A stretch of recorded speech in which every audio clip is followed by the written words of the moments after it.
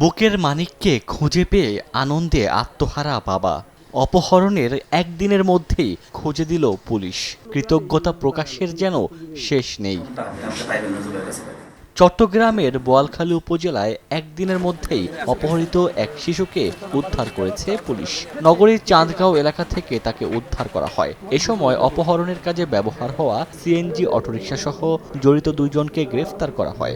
জব্দ করা হয় মুক্তিপণের 4 লাখ টাকা।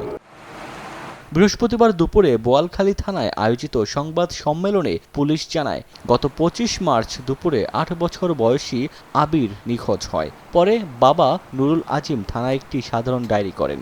ওই দিন রাত 3টার দিকে আবিরের বাবার কাছে ইমো অ্যাপসে 5 লাখ টাকা মুক্তিপণ দাবি করে একটি SMS দেয়া হয়। এ সময় দাবি অনুযায়ী টাকা দিতে রাজি হলে তারা মোবাইল ব্যাংকিংয়ের একটি নম্বর দেয়। এতে পুলিশ তথ্য প্রযুক্তির সহায়তায় অপহরণকারীদের শনাক্ত করে। দুজনকে গ্রেপ্তার করেছি এবং আমাদের অভিযান চলমান। এর সাথে সম্পৃক্ত যারা আছে আমরা আশা করছি উইদিন ফিউ ডেজ আমরা ওদেরকে পেয়ে যাব। আমরা যাদের গ্রেপ্তার করেছি দুজন আসামি মূলত, একজন হচ্ছে ড্রাইভার আলম, ড্রাইভার নামে পরিচিত, আর একজনকে আমরা পেয়েছি ইকবাল নামে।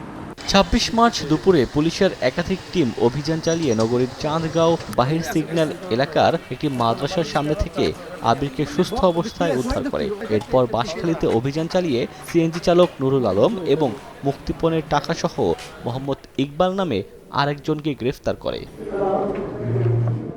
ডেস্ক রিপোর্ট, দৈনিক ডেস্টিনি।